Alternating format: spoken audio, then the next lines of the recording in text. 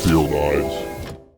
Previously on Peeled Eyes. An up-and-coming TV producer named Mark Burnett repurposed fellow producer Charlie Parsons' concept for Expedition Robinson into a new American reality competition show called Survivor. The show followed 16 Americans from different walks of life as they survived both the elements of a desolate island and each other. The game of Survivor was born as Richard Hatch, Sue Hawk, Rudy Bosch, and Kelly Wigglesworth assembled an alliance that dominated the votes at Tribal Council. As the show aired throughout the summer of 2000, it caught on with audiences like wildfire and became a rare example of a true cultural phenomenon. We left off just as Richard Hatch had been crowned as the first ever sole survivor. However, this is far from the end of the old school story. In fact, we're just getting started. 6 old school seasons remain, and Survivor, the Australian Outback, will go next.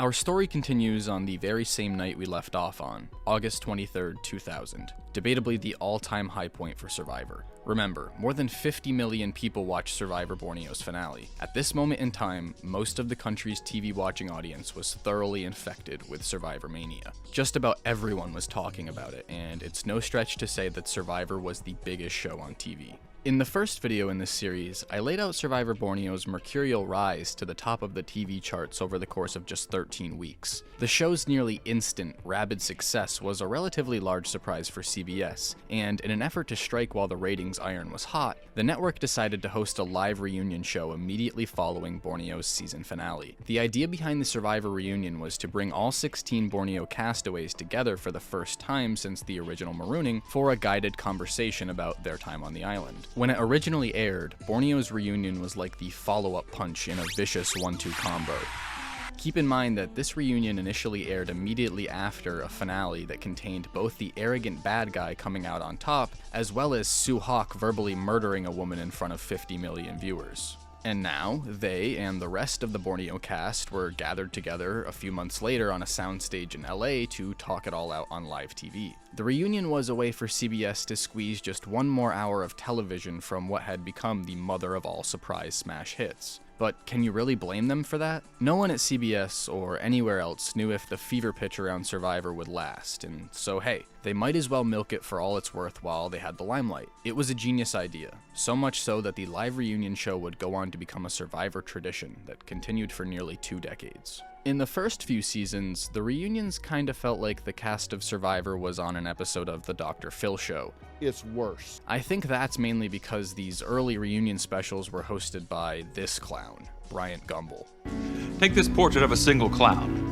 With all due respect, Gumbel had and continues to have a highly decorated career as both a sportscaster and a news anchor. At this particular point in history, Gumbel was the co-host of CBS's flagship daytime news program, The Early Show, which made him one of the biggest names at the network and explains why CBS chose him to conduct the first 3 Survivor reunions. Jeff Probst? Never heard of him. Despite his impressive resume, Gumbel was not a good fit for the job of Survivor reunion host. In my opinion, that's because, for lack of a better term, he was an outsider. A network suit that created a rigid and interview-like atmosphere as opposed to later reunions that were hosted by Jeff Probst, which I felt were less self-serious and more like postseason celebrations.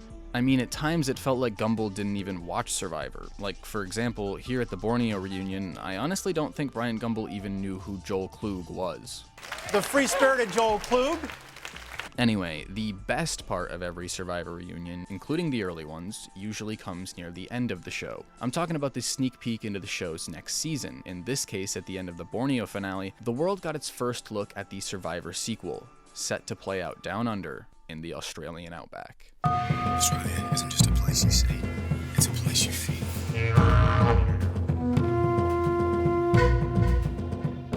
You see, it's different down here. For its sophomore outing, Survivor would trade the desert islands of the South China Sea for the rugged banks of the Herbert River, which snakes through the state of Queensland in northeastern Australia. More specifically, Survivor's second season would be filmed near a bend in the river that's located roughly 8 miles from Goshen Station, a relatively small cattle ranch that would act as the production crew's base of operation. With the exception of Goshen Station, this slice of the Australian wilderness is essentially completely cut off from the rest of the world. Hundreds of miles of planet Earth's most extreme terrain that's equal parts wasteland and paradise. If there truly is a middle of nowhere, it's most likely somewhere along the Herbert Riverbank. This place is a far cry from the beaches of Borneo, but that's exactly what Survivor's producers had always intended. Mark Burnett in particular had always seen Survivor as something bigger, and America's obsession with Borneo had only reinforced that idea. In his mind, the show was competing with Hollywood blockbusters, as opposed to other television series, and in order to do so, Survivor would travel the globe with each new season.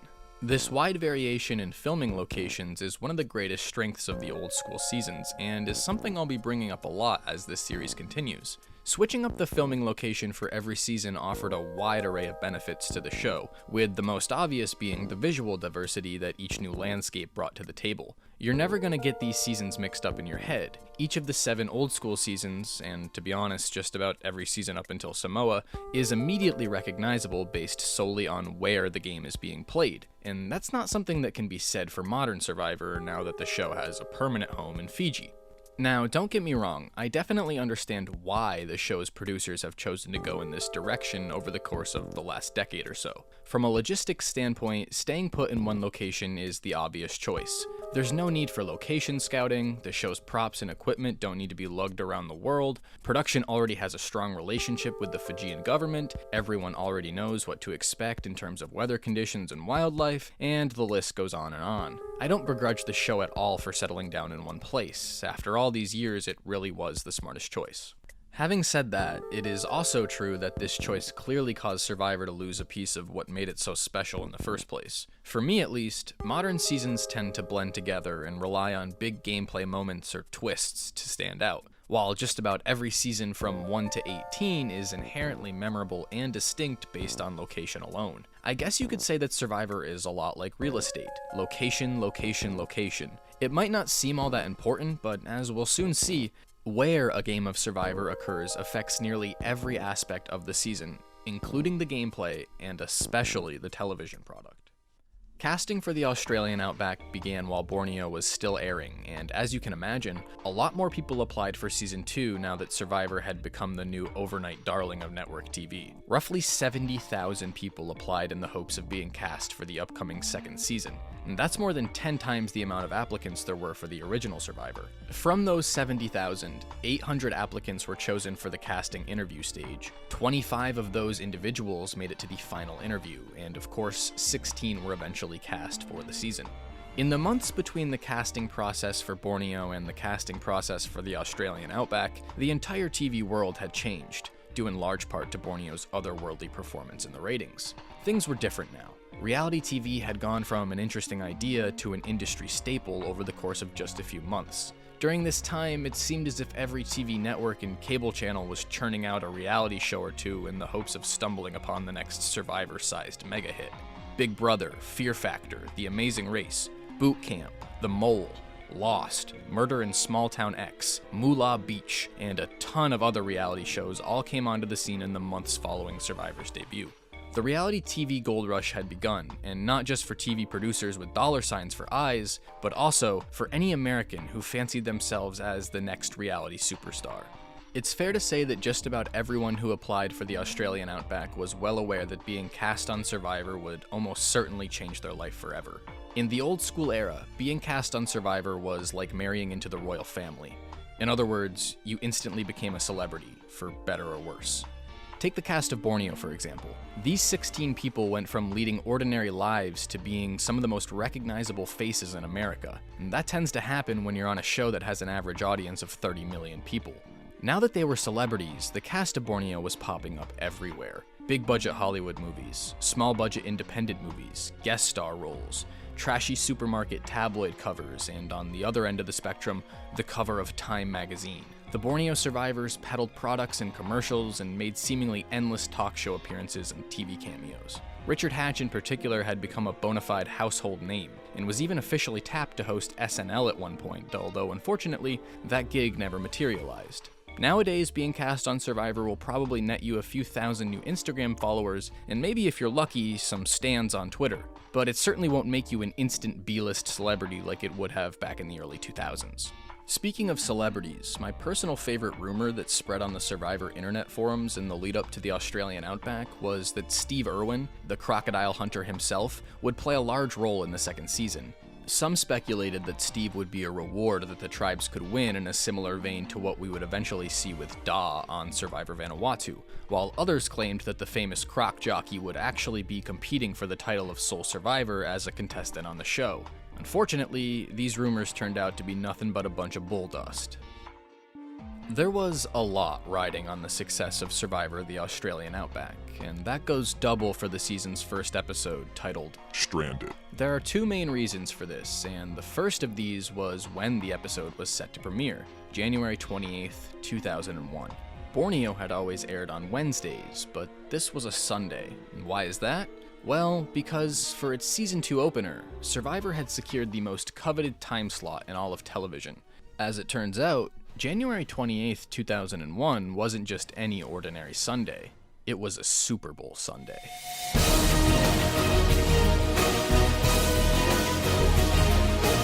This is not Detroit, man! This is the Super Bowl! The Super Bowl is almost always the most watched broadcast in any given year of American television, and the only exceptions to that rule are the biggest events in all of TV history. Of the 30 most watched TV broadcasts of all time, 29 have been Super Bowls. This particular Super Bowl, Super Bowl 35, didn't quite crack that top 30, but it still drew in a viewership total that all other broadcasts could only dream of. An estimated 84.3 million people watched as the Baltimore Ravens lifted their first Lombardi trophy after beating the brakes off the New York Giants in a 34-7 blowout. This was the first Super Bowl to air on CBS since 1992, and so of course, the network wanted to get full value from their big day. In TV scheduling, the time slot immediately following the Super Bowl, the Super Bowl lead-out program, is widely considered to be the most valuable of all TV time slots. It's very much the boardwalk of network schedules. The reason for this is simple. The Super Bowl draws in the biggest audience of the year, and so naturally, one would expect a large percentage of that audience to stick around for whatever comes up next. Because of this, a network can effectively use the Super Bowl as a tentpole to prop up any show of their choosing. Super Bowl leadouts often come in the form of big premieres or special episodes of fan-favorite shows, with Survivor the Australian Outback being a rare example that fell into both categories. If the Borneo finale and its subsequent reunion show had been a 1-2 combo, then Super Bowl 35 and the premiere of Survivor the Australian Outback was set to be the equivalent of a Killer Instinct Ultra combo. It was a very big moment for CBS and Survivor and the entire genre of reality TV. And that brings us to the other reason the Australian Outback's premiere had so much pressure on it to succeed. Season 2 carried a unique burden as far as Survivor goes. It had to prove that Borneo hadn't just been a flash in the pan, that Survivor as a concept had staying power and was not going to be confined just to the summer of 2000 as a one-hit wonder. That reality TV as a whole wasn't just a passing fad. Going into Season 2's premiere, the question on everyone's mind was, could they possibly pull this off for a second time?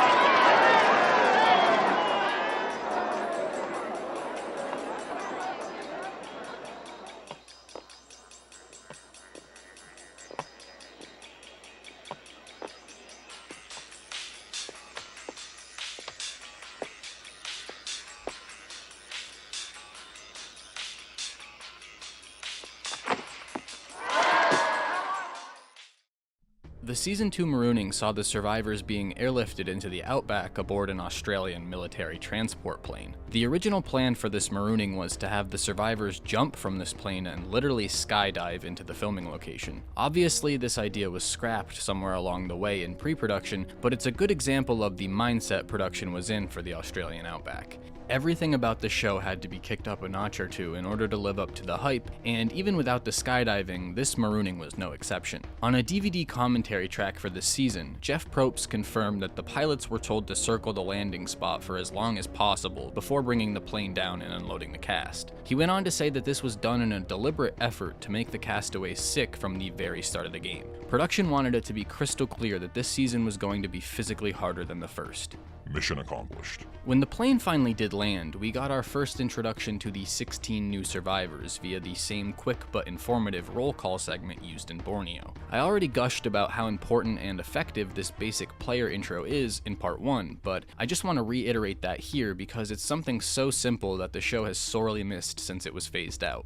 This time around, the tribes were named Kucha and Ogakor, and they wore blue and green buffs respectively. We'll be getting to know all of these castaways soon, but for the sake of this video, I think it's best to start with one in particular. Borneo's central figure was edited to be a villain, but for Season 2's narrative, production was playing Paragon. With that in mind, I think it's time we meet our hero, Colby Donaldson.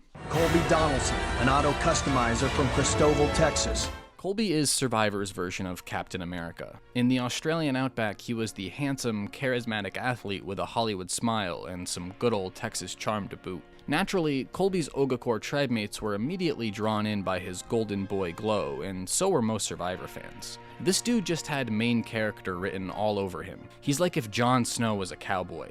Oh wait, didn't they actually make that too? I don't know, I kinda like the one where Jon Snow is a tennis player. Anyway, back to the Colby show. Stranded follows the Survivor season premiere blueprint that was established with the Marooning in Season 1. The events of this and most old school premieres are as follows: an initial Marooning, a cast introduction during a harsh journey to camp, shelter building scenes that establish early social dynamics, an immunity challenge, and the first tribal council where the dubious title of First Boot is branded onto one unlucky castaway. Australia's first tribal featured the Kucha tribe after they lost their opening salvo with Colby and the rest of Ogakor. The episode concludes with the Kucha's unanimous decision to vote out Deb Eaton, a New England corrections officer. Think Edie Falco from Oz, but with red hair and a loud mouth. It's at this point that I need to issue a bit of a warning. The story of Old School Survivor is going to take us to some dark places, and that's particularly true for the Australian Outback, so just a heads up that I'll be touching on some heavier topics. For example, the overnight fame that came baked in with being cast on an early season of Survivor wasn't always such a good thing. In fact, the Survivor spotlight could burn you pretty bad if you weren't ready for it. Deb, unfortunately, has become the poster child for just how bad a Survivor experience could go. Right off the bat, you've got the obvious thing. She was the first boot, which is like the equivalent of being picked last for recess kickball. It's both lonely and embarrassing. All right, everybody, move in! Borneo's first boot, Sonia Christopher, was 63 years old when she played, and was voted off for being the weakest member of the tribe physically. She was also a cancer survivor, and so if anything, most viewers were sympathetic towards her. Deb, on the other hand, was eliminated because her tribe mates flat out just didn't like her. She was unanimously voted out for being obnoxious and hard to live with, or at least that's what the edit tells us. Was Deb really as insufferable as this episode might lead you to believe? Maybe. Maybe not. But either way, that's the perception the edit created for millions of viewers. Perception is not reality. Deb essentially became Survivor's first lolcow, an easy target for fan ridicule whose time on the show was reduced to nothing more than a punchline. We got enough rocks here, too. We could build a pretty decent shelter just using rocks. Regardless of any moral implications, it is well within production's rights to edit any of their contestants in an overtly negative way, and this is part of the contract that every castaway signs before appearing on the show. And so, on the cynical side of things, you could easily argue that Deb got what she signed up for. However, she certainly never signed up for what she got outside of the game. Back in the old school days, even First Boots garnered enough name recognition to be featured in celebrity gossip magazines and supermarket tabloids. These less than reputable publications did some digging into Deb's personal life and exposed the fact that Deb was technically engaged to her stepson. The man she was originally married to had passed away, and during the grieving process, Deb fell in love with his adult son from a previous relationship. In the wake of this headline, Deb became a laughingstock both in and out of the world of Survivor, to the point where she would later go on to say she wished she had never applied to be on the show. It hasn't been fun. Would you do it again? No way. Unfortunately for Deb, Stranded became one of the most watched episodes in both Survivor and TV history. Australia's premiere brought in an audience of more than 45 million viewers, making it the second most successful Survivor episode behind Borneo's finale. Even in terms of Super Bowl leadouts, this was a massive ratings win for CBS, and it solidified Survivor as TV's hottest property, or at least one of the top two. Because for all its success, there was one record that Australia's premiere failed to break. It was only the second highest rated Super Bowl leadout program. Instead, that honor was and still is held by a little NBC sitcom you might have heard of. In order to be the best, you gotta beat the best, and at the turn of the millennium, that meant taking down Friends, one of the most universally beloved shows of all time. For years, NBC's status as the ratings king had come mainly on the back of their era-defining Thursday night lineup, known as must-see TV.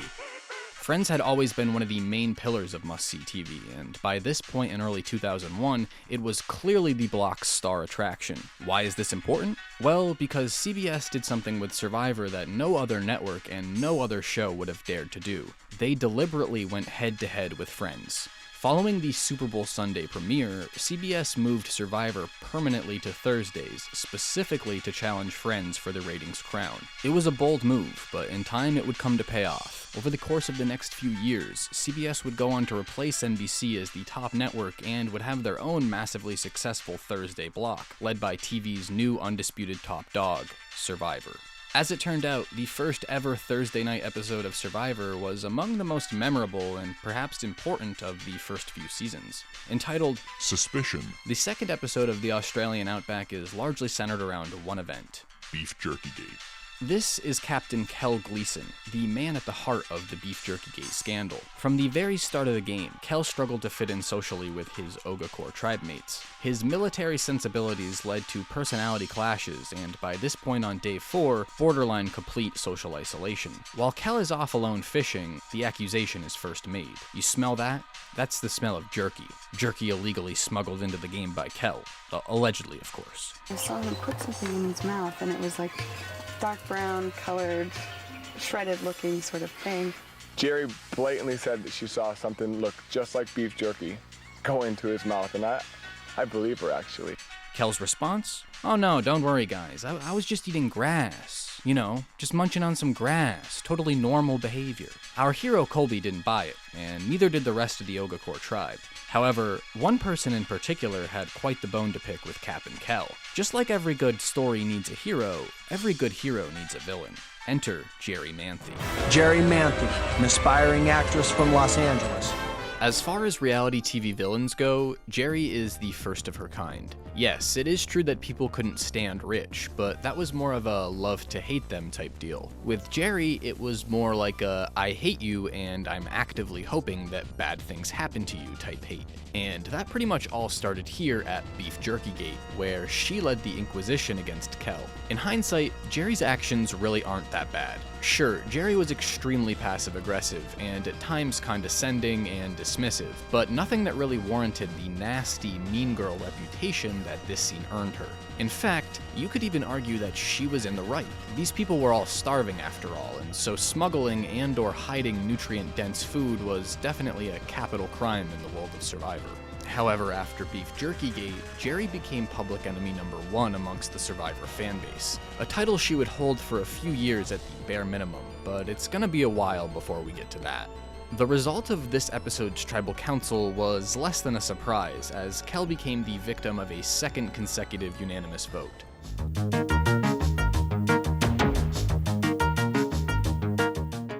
This left the tribes even at 7 members each, but don't worry, every hero has to face some adversity during their journey. Speaking of which, in episode 3, Colby would face the first of 3 major decisions that would ultimately dictate how the entire season played out. After Kel's departure, Colby found himself right where you want to be in the game of Survivor, right smack in the middle of the numbers, aka The swing vote.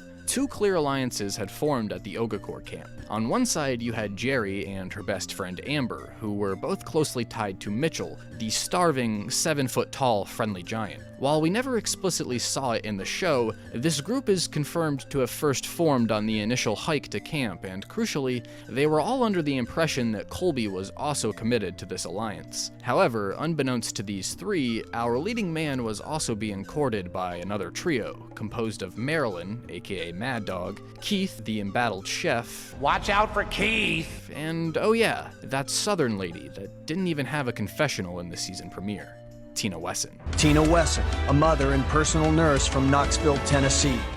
As a Survivor player, Tina is a shining example of the phrase, "Don't judge a book by its cover." To the untrained eye, she was just an easygoing and motherly middle-aged woman, but under that humble veneer, there was a sharp and calculated mind, and some sneaky athletic ability too. She was quiet, but likable, and within the first few days of the game, she had already built strong bonds with the Mad Dog and Keith. Now, I will admit, in the grand scheme of things, Keith isn't that important to Survivor history, and so he's not getting the whole Smash Brothers transition treatment, but on a personal level, I just gotta talk about this guy for a second. I didn't think it was possible, but just one season later and we already have a contender for Shan's title as the biggest goofball to ever be cast on Survivor. Keith Famey was something of a local celebrity chef, as he made consistent appearances on public television in the Detroit area throughout the 90s. He was one of 3 Outback castaways who had originally applied to be on Survivor's first season, along with Jerri and Mitchell. Keith was a man with a plan. You see, his strategy for winning the $1 million was to become indispensable to the tribe by cooking up some gourmet bush meals. However, over the course of the season, Keith would fail to cook basic rice correctly over and over and over again, which often brought the wrath of Jerri down upon him. This bumbling gourmet chef who couldn't cook was one of my favorite parts of this season on a rewatch, and while he doesn't have a blunder on the scale of Jay for Jenna, he's definitely still a top-tier goofball and a fun bit character in the old school story. So, which side did Colby join? Well, we actually didn't get that answer until episode 4, entitled The Killing Fields, which, in my personal opinion, is a top-level old-school episode. One of the main criticisms often lobbied against old-school Survivor seasons is that the majority of players rarely do anything to save themselves once it's clear that they are on the bottom of the numbers. And yeah, that is the case for some players, but it's also important to give credit where it's due to the old-schoolers that did actively change their fate. With that in mind, I'd like to highlight what Tina, and to a lesser extent Keith, do during this round of the game. Mad Dog had been taken out at the 3rd Tribal Council in an effort to maintain physical strength, which left Tina and Keith in an isolated position at the bottom of the numbers. It would have been easy for these two to remain passive and accept their fate, especially after the Ogakor tribe lost its 3rd consecutive immunity challenge in this episode. Keith became the early target, but crucially, Tina was finally able to convince Colby to join her in an alliance. She did this by appealing to the same line of reasoning that had just sent Marilyn packing: keep the tribe strong by targeting Mitchell, whose large, malnourished body was breaking down just 12 days into the game. We don't really see this happen in the edit of the show, but nevertheless, this is the moment where Tina, Colby, and Keith officially form an alliance I like to call the Core of Ogakor.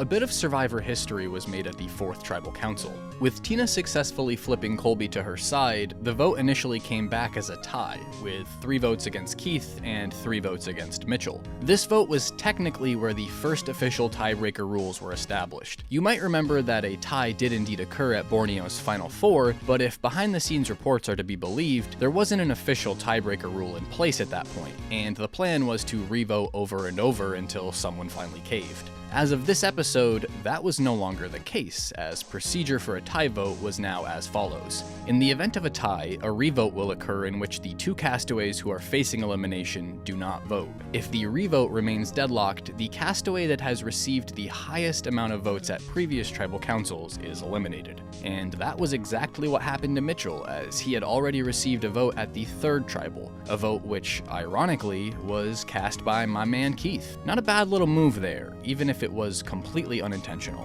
which, trust me, it was. Before we move on with the season, I want to briefly rewind back to the episode 3 reward challenge, which also managed to go down in Survivor history. The challenge, aptly titled Water torture. featured a one-on-one battle of endurance between Colby and this guy, who, well, I'll be getting to him in just a little bit. For now, what's important is this.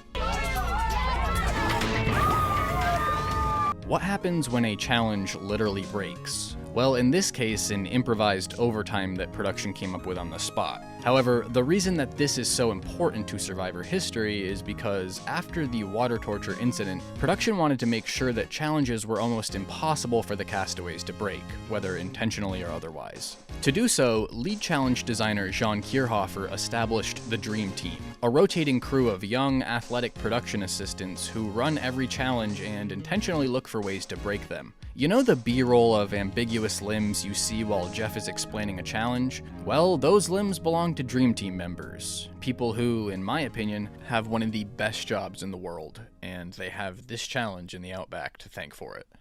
Now we've come to the point where I have no choice but to address the elephant in the room. This is Michael Skupin, a man who is regrettably both an unavoidable part of this season and a heinous real-world criminal. In 2016, Skupin was investigated for running a Ponzi scheme he called Pay It Forward. During this investigation, police seized Skupin's laptop, on which they found multiple images of minors in sexual situations. He was sentenced to 1 to 4 years in prison and was paroled in December of 2017. Michael Skupin is a stain on the list of Survivor alumni, but unfortunately, he's one that can't be scrubbed out.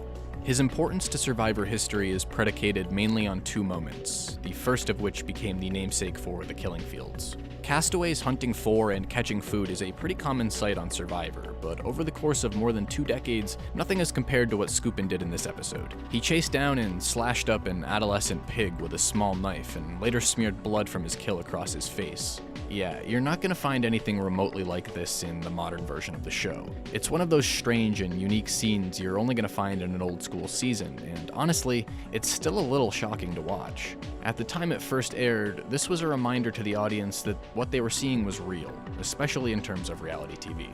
However, it was the second Skupin moment that would burn the show's genuine danger into the minds of everyone who saw it. We fast forward to episode 6, Trial by fire. which concludes with one of, if not the most iconic scene in the entire series. If you're an old school fan, you know exactly what's coming as soon as you see this bird.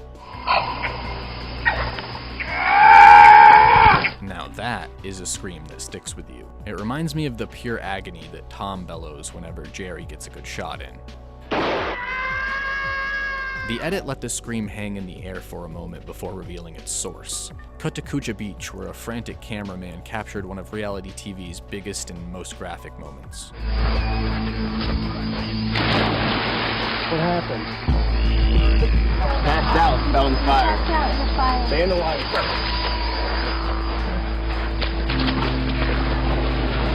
I was blowing on the fire and the smoke went right in my face, and I inhaled it. And I passed out. Look at these things. Keep your hands in the water. Oh my God.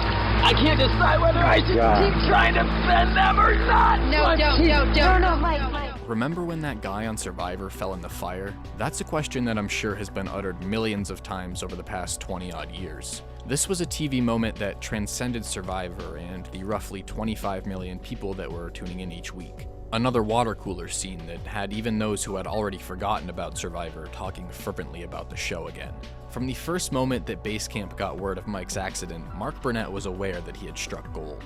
This may be just another behind-the-scenes urban legend, but it's rumored that a panicked producer asked Mark if this would be the end of the show, to which a calm and smiling Burnett replied something to the effect of, "Are you kidding? This is what's going to make sure that we are on the air for years and years to come." While that particular point might be speculation, it is confirmed that Burnett was indeed in good spirits when this occurred, as he rightfully knew that this would prove to most people that Survivor was legitimately dangerous, something he had wanted to get across from the very beginning. Survivor has been and will continue to be accused of being fake, but Mike being airlifted out of the Outback is something that just can't be fabricated. It was the first medevac to occur on Survivor, as well as the first ever elimination in which a vote was not cast.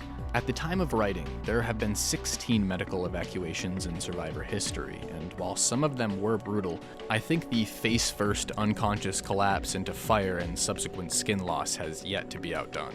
This accident occurred at a critical juncture of the game, one that was even more important back in this early stage of Survivor strategy. Mike fell in the fire during round 6, the last round before Kucha and Ogakor were set to merge. And on top of that, Kucha had lost immunity in episode 5 and subsequently sent Kimmy, the very loud vegetarian, packing. That left the numbers even at 5 Kuchas and 5 Ogakors heading into the merge. Kucha was dominating most of the challenges, and so had Mike never fallen in the fire, it's highly likely that Kucha goes into the merge with a majority and proceeds to begong the Ogakors out of the game one by one. But instead, fate intervened, and it was anyone's game as the tribes came together. Hey, every hero needs a little luck along their journey, right? Australia's merge episode was the climax of the two-tribe battle that had raged on TV screens for the better part of 2 months. Remember, these castaways were fully intent on following the Richard Hatch/Toggy 4 blueprint for post-merge strategy, and so tribal lines remained firmly intact even after the merge. As is usually the case with Survivor, the merge round here is probably the most chaotic round of the entire game. The stakes of this round were sky high, as the eventual sole survivor was sure to come from whichever group returned from this vote with all 5 members. Everyone was well aware that a deadlocked tie was all but guaranteed because, like I just said, no one was thinking of flipping against their pre-merge tribe. This frustrates a lot of viewers who watch from a modern perspective, but you have to keep in mind that playing the game without loyalty was heavily frowned upon at this point. Again, these castaways were under a much larger microscope than the Survivor players are today, and that's even without having to deal with social media. The strategy in this round was based solely on information as opposed to numbers. The newly established tiebreaker rule would determine the vote's outcome, and so both groups needed to target who they believed had the most previous votes against them on the other side. Ultimately, the former Ogakors completely outplayed the former Kuchas here, as they were able to correctly determine that Jeff Varner was the Kucha with the most votes against. Again, this was unfortunately not shown in the show's edit. Before the episode 2 reward challenge, the two tribes briefly intermingled, which made Mark Burnett absolutely furious, by the way, and it was during this short liaison that Tina heard from the motor-mouthed Kimmy that Deb had voted for Varner at the first tribal council. This unseen moment kinda determined the outcome for the whole season, which oddly enough fits in perfectly with how the season is constructed narratively. You'll see what I mean when we get to the finale. Australia's post-merge is often called boring, predictable, and a slog to get through. It's not a straight-up pagonging, but it's close. However, I do still think there's a lot to like here, including episode 9, titled Honeymoon or Not. Fans of the show know this to be the infamous Colby and Jerri episode. The rewards in the Australian Outback blew their Borneo predecessors out of the water, and if you need an example of that, well, look no further than the experience Colby and Jerri won in this episode. Today's reward challenge is the biggest one yet.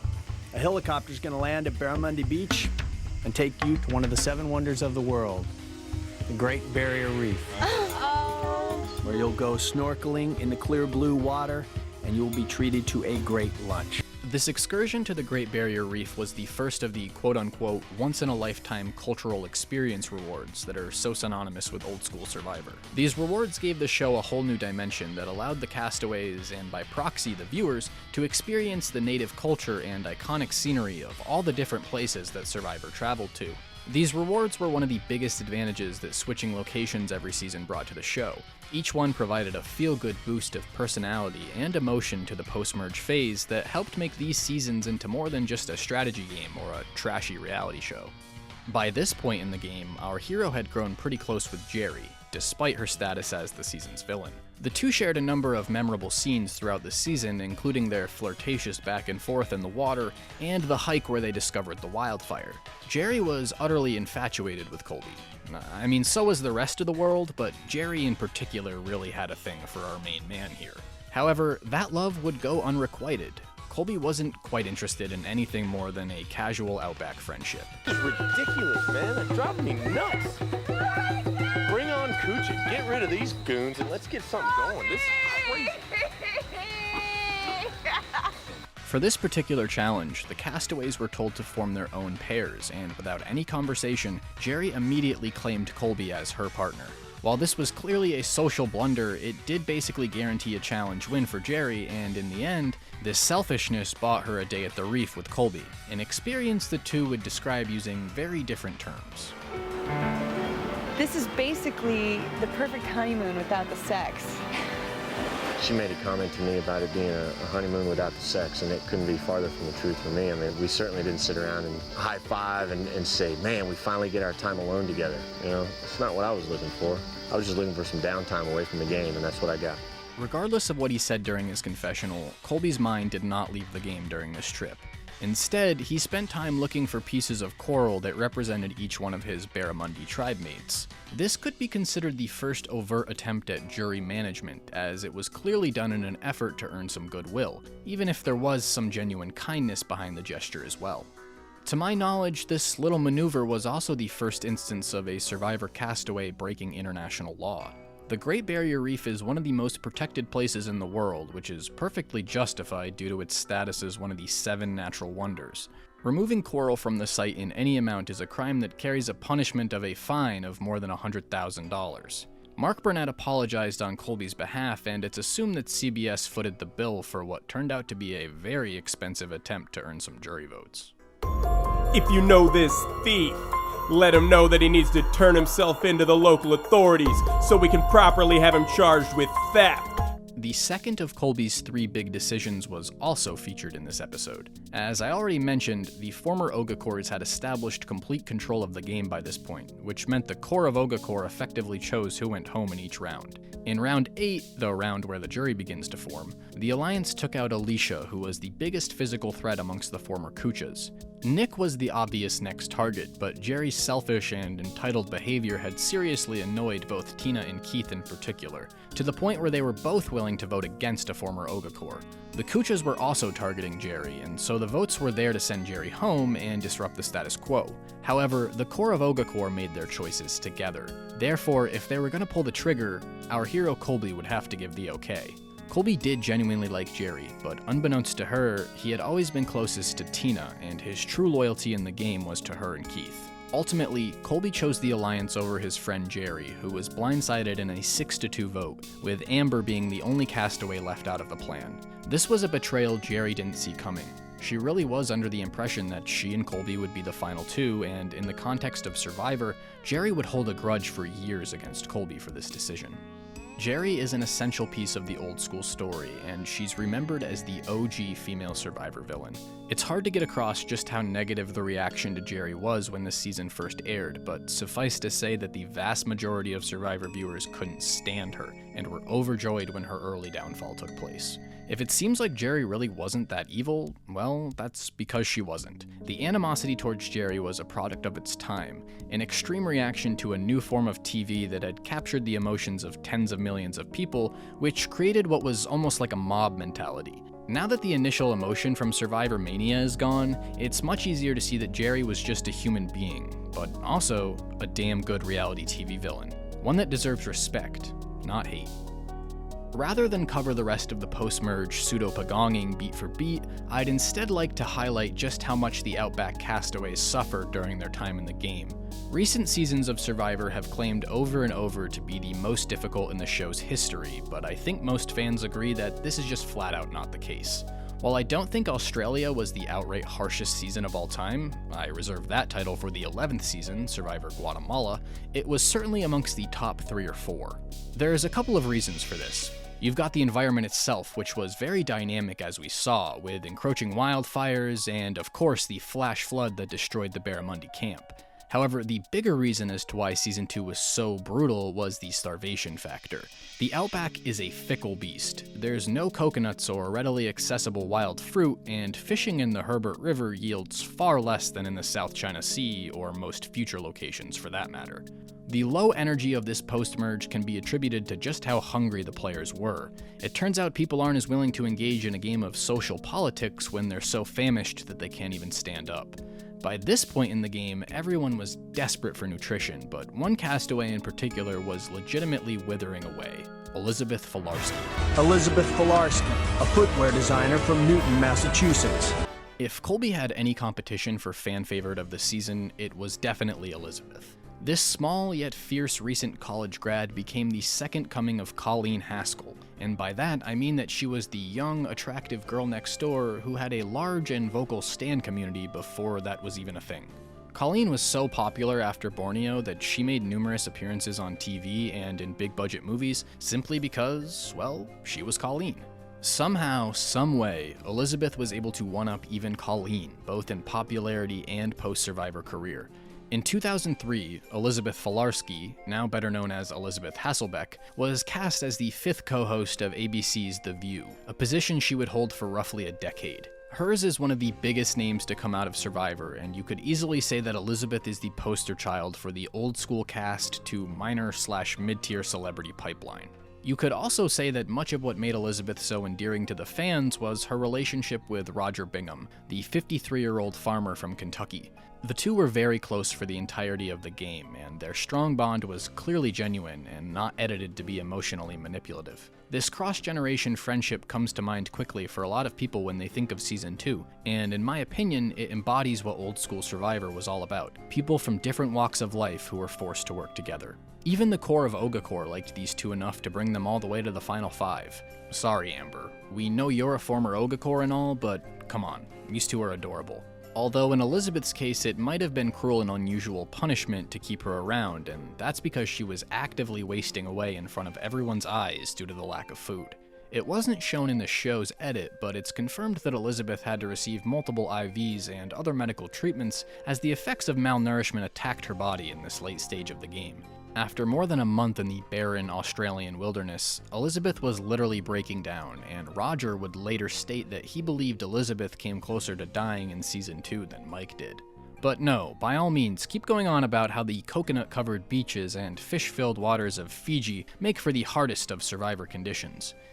What do I know anyway? After all, I'm not the guy who got up off the couch to play the game, now am I? The core eliminated Roger at the final 5, and of course, took mercy on Elisabeth at the final 4. Elisabeth holds the unique distinction of being the only player to reach the final 4 without appearing in the season finale. That's because, in yet another effort to squeeze as much as possible out of Survivor while it was the biggest show in the world, CBS ordered an extra episode for the Australian Outback. This blatant cash grab gave us the first and only 42-day Survivor season, as well as the only season finale with just 3 players. As had always been the plan, the core of Ogakor made it to the end of the game together, and this finale spent a lot of time with each of the 3. This episode is frequently criticized as being painfully slow and boring, but like always when it comes to old school Survivor, I've got some good things to say about it. Going into the final immunity challenge, the stakes were pretty clear. It was universally assumed that both Colby and Tina would bring the widely disliked Keith to the end if they won, and that if Keith won, he would bring Colby, as he was correctly under the assumption that he had no chance against Tina. I wonder if he knew that he had no chance against Colby either. The final challenge would take place at Tribal Council, but before that, the final 3 would embark on a central piece of the old school experience, a journey to Tribal known as the Rites of Passage. The Rites of Passage involved the castaways collecting the snuffed torches of their eliminated castmates in the sequential order in which they were voted out. This is yet another feature of Survivor that no longer exists in the new seasons, and I think that's a crying shame. The Rites of Passage might take up a decent amount of airtime, but to me it's worth it because the segment serves as a reminder to both the castaways and the viewers that a Survivor season is about the whole cast as an ensemble, not just a few individuals who dominate the screen time. It's a way to pay respect to and showcase each member of the cast, and it also works in a symbolic sense, as it's a visual representation of the journey the final 3 have been on. The Rites of Passage ended at Tribal Council, where for the first and only time during the old school seasons, the final immunity was not my beloved test of willpower, hands on a hard idol, but instead a challenge called Fallen Comrades. Fallen Comrades is the challenge first seen at Borneo's Final 4 that involves answering personal questions about, you guessed it, the Fallen Comrades, aka former tribe mates. When the dust settled, Colby won final immunity because, of course he did. Not only was he our clear and obvious hero, but he had also won the last 4 consecutive immunities. It was this man's destiny to win the final challenge and arrive at the 3rd and final pivotal Survivor decision. Luckily for our main man Colby, this was going to be the easiest of all. The choice was obvious: vote Tina out, take Keith's goofy ass to the final 2, wipe the floor with him, and win $1 million. So go ahead, Colby. Go win Survivor. Alright, here we go. I'm sure taking out Tina is going to be a big emotional moment, so let's watch. I'll read the vote.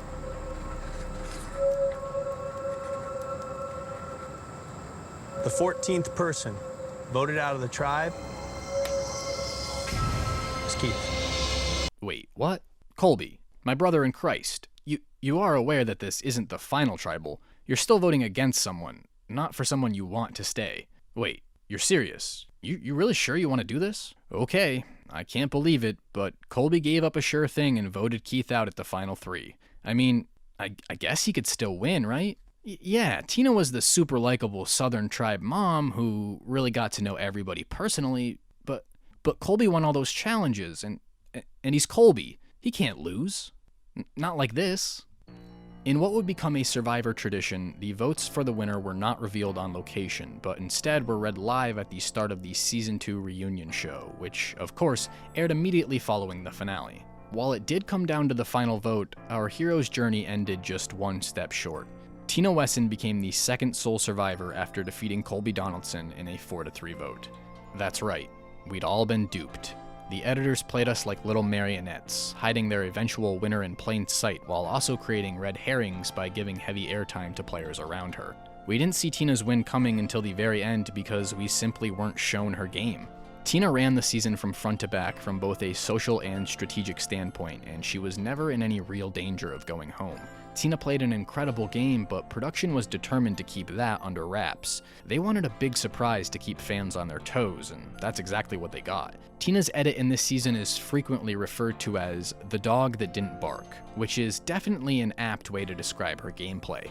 She was in control, but didn't want others to know that. Very much a rule through love and not through fear type approach. She also weaponized Season 1 in a very interesting way. Tina would repeat over and over that a good guy needed to win the second season. She played on her castmates' fears of losing to someone as arrogant as Richard Hatch was, and thus having that person be the face of the season. Tina and the rest of the cast knew that they would all be semi-famous when they got back to the States, but Tina was the only one to use that common knowledge as a way to influence the thoughts of others. She was a truly excellent Survivor player, one of the best in fact, but due to some nerdy historical context, you might never know that just by watching this season. There is a clear comparison to be made between the character editing in the Australian Outback and the recent Survivor 41. In many ways, Erika and Xander are directly comparable to Tina and Colby. Not so much in the way that they played, but in the way that they were edited. Xander was the golden boy hero who won challenges, was charismatic, kept a big grin on his face, and was given a spotlight by the editors for much of the season, only to lose in a result that shocked viewers. Sound familiar? Erika was the semi-invisible, yet very likable and upbeat late-game player who came out of nowhere to win at the end. And it turns out that she, along with Heather, was a much bigger strategic force in the game than the edit showed us, and it's likely that Erika's game was intentionally hidden. Sound familiar? The fan reactions to both wins were relatively similar. Because they were such big surprises, a lot of viewers weren't too pleased with these outcomes. The outrage around Xander's loss to Erika immediately reminded me of all the people that were mad about Australia and at Colby for the choice he made to take Tina to the end. I personally think that in both cases, the anger is misguided. If anything, you should be mad at the editors, not the players. Colby made what he thought was the right choice for him personally, and Xander didn't lose because the jury and/or production had an agenda against him. I do get why some people have the opposite opinion, but the reality of these situations was not what we were shown in the edits. I think they call that lying by omission. Regardless of all of that, look how genuinely happy Colby was for Tina here. I think that tells you everything you need to know about why it is that he made the choice he did. Colby's a true hero, and heroes do what's right, not what's necessary. Playing by those rules, well then maybe Colby really did win. Just kidding, screw that, Tina won. She got the title and the $1 million. What did Colby get? $100,000 and the hosting gig for History Channel's Top Shot? Morning, shooters. Well, that is pretty sweet, but only Tina got to join Rich as a sole survivor. But wait, didn't I say I was gonna do season 2 and 3 in this video? Well, yes, I did. multiple times, but as I continued to work on this project, I realized that fitting Africa into this video just was not gonna happen. These survivor videos are really important to me, and I want them to be as good as they can, but with that approach, it would be like 3 more months of work before this video is ready, and I just can't go that long without uploading. There was also some minor stuff from Australia that I had to cut too for this video, so I'm gonna find a way to work that stuff into the next part as well. I have no idea when part 3 is gonna come out. For the first time since I started making videos, I've actually planned out some ideas for future videos, so I'm hoping that, you know, kind of like I always say, I'll be able to upload more frequently, but that being said, I can't put a time frame on anything in particular, and I especially don't want to put a time frame on the next episode of this series. But if you made it this far, I really can't thank you enough, and I'm really glad that you're as interested in Old School Survivor as I am. If you have any questions or feedback, or if you just want to talk Survivor, please by all means leave a comment, and I'll definitely answer. Liking this video and hitting the subscribe button also helps me out a ton, and I really appreciate it if you do so. Thank you as always for watching, and I'll be back soon. Probably.